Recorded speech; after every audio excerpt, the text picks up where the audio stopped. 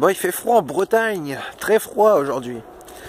Mais c'est pas grave, là j'ai la main qui gèle sur mon téléphone, mais je voulais vous parler de dissonance cognitive. J'en ai déjà parlé dans d'autres vidéos. En fait, c'est une théorie qui a été élaborée dans les années 50 par un mec qui s'appelait Festinger. Et l'idée derrière ça, c'est quoi? C'est que quand on a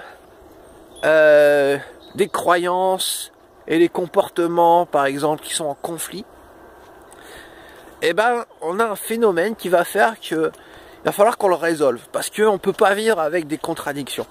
On ne peut pas vivre avec ces conflits-là. Et c'est un mal-être, en fait. Ça nous rend mal, quoi, d'avoir ces conflits-là. Donc, comment est-ce qu'on résout ces conflits? Ben, il y a trois façons. La première façon, ça va être d'adapter son comportement. La deuxième façon, ça va être d'adapter ses croyances. Et la troisième façon, ça va être de rationaliser. Bon. Alors, je vais vous donner un exemple tout con. Et qui va vous montrer comment quelqu'un peut finir par être assujetti psychologiquement à une secte du fait de la dissonance cognitive. Parce que les sectes vont utiliser la dissonance cognitive. Je vous ai parlé du pied dans la porte, je vous ai parlé du terrain, aussi les vulnérabilités, mais aussi cette question de dissonance cognitive. Et Steven Hassan en parle bien dans son livre. Et ça s'applique, disons, au modèle... à son modèle comportement, information, pensée et émotion. Alors comment ça marche? Il suffit de contrôler un de ces éléments-là.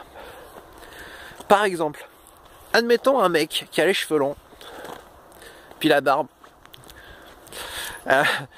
qui commence une étude de la Bible avec les TJ, et il commence à aller aux réunions, et puis il se rend bien compte que même s'il n'y a pas de règles écrites, ses cheveux longs et sa barbe, ça colle pas avec vraiment ce qui se passe, quoi. Et il se sent pas à l'aise en réunion, comme ça.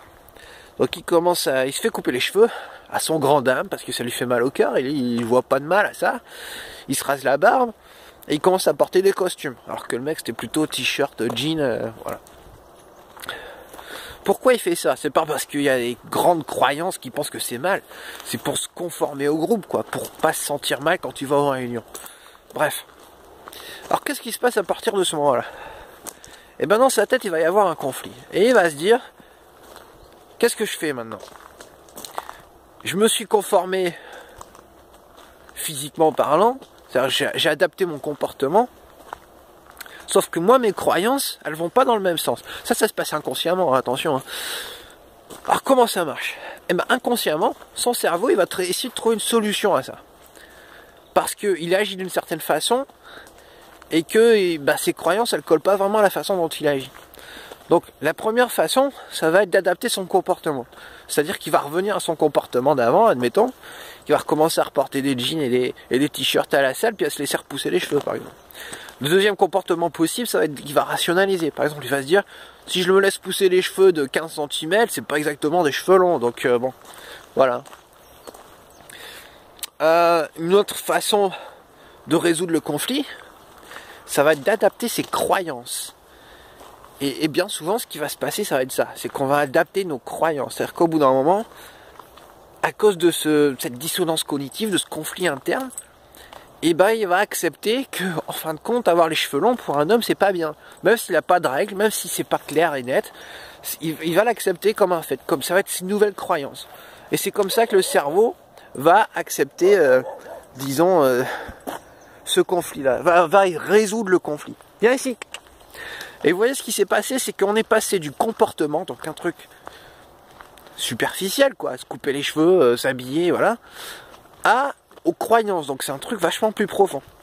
Et ce qu'explique Steven Hassan, c'est qu'il suffit de contrôler un de ces éléments pour que la dissonance cognitive fasse que quelqu'un va être contrôlé dans les autres domaines. Donc après il y a les émotions et aussi l'information, parce qu'il ne faut pas croire, l'information c'est pas juste le contrôle de l'information qui vient de l'extérieur, c'est aussi soi-même. On s'auto-interdit d'aller voir certaines sources, parce que bon, faut être clair, quand un TJ va sur internet et vient voir des vidéos d'apostats, normalement il n'est pas censé, hein. Mais il n'y a pas un ancien derrière son dos qui vient lui dire de ne pas aller voir des vidéos d'apostats. En général, quand on est TJ, on s'auto-interdit ça. C'est pour ça que ceux qui viennent sur ma chaîne, je trouve ça un peu bizarre. Et peut-être qu'ils sont en voie de avec un peu de chance, disons que la dissonance cognitive, elle va marcher dans l'autre sens pour eux. Donc j'ai de l'espoir pour vous, Tiana et autres amis témoins de Jéhovah qui venaient sur ma chaîne. Donc voilà, je vais vous parler de cette dissonance cognitive. Et je suis en train de geler et je vais rentrer chez moi parce qu'il fait froid. Et je vais aller bien au chaud près de la cheminée qui ne veut pas s'allumer. À bientôt.